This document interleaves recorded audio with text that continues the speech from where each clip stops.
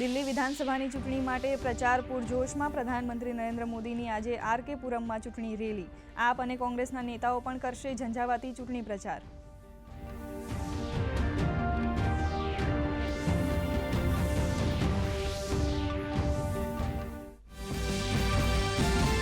પ્રયાગરાજ મહાકુંભમાં વસંત પંચમીના અમૃત સ્નાન પહેલા મુખ્યમંત્રી આદિત્યનાથે તૈયારીઓની કરી સમીક્ષા. અધિકારીઓને કોઈ ખામી ન રહી જાય તેના કર્યા આદેશ.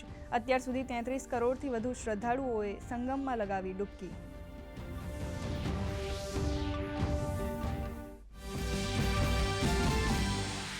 આવતીકાલે સંસદમાં વકફ સુધારા વિધેયક પર જેપીસીનો રિપોર્ટ કરાશે રજૂ. સમિતિના અધ્યક્ષ જગદંબિકા પાલ અને સભ્ય સંજય જયસ્વાલ લોકસભામાં રિપોર્ટ કરશે રજૂ. વિપક્ષના સભ્યોને કેટલાક સુધારા સામે છે વાંધો.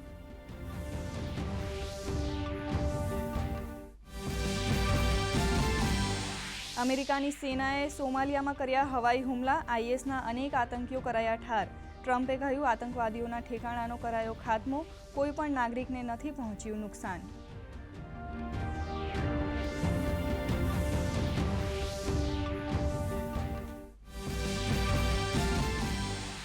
કેન્દ્રીય બજેટ 2025-26માં ગિફ્ટ સિટીને અનેક ભેટ. નાણાકીય એકમોને એક્ઝમ્પશન, ડિડક્શન અને રીલોકેશનની જોગવાઈઓ વધુ 5 વર્ષ માટે લંબાવાઈ. વૈશ્વિક કંપનીઓના શિપ લીઝિંગ યુનિટ્સ, વીમા ઓફિસો અને ટ્રેઝરી સેન્ટર્સને વિશેષ લાભો.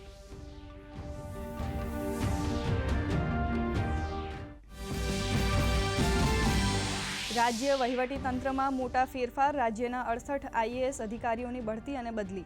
એએમસીના વર્તમાન કમિશનર તરીકે બંછાનિધિ પાનીની નિયુક્તિ. આઈએએસ સુજીત કુમાર અમદાવાદના નવા કલેક્ટર બન્યા.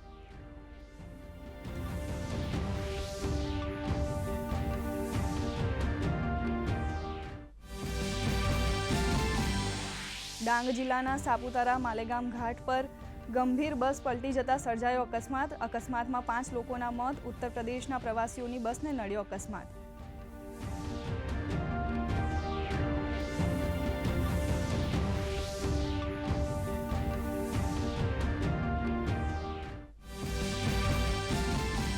અંડર-19 મહિલા T20 વર્લ્ડ કપનો આજે ફાઇનલ મુકાબલો. ભારત અને દક્ષિણ આફ્રિકા વચ્ચે મુકાબલો. બીજી વખત ખિતાબ પોતાના નામે કરવાના લક્ષ્ય સાથે ભારતીય ટીમ ઉતરશે મેદાને.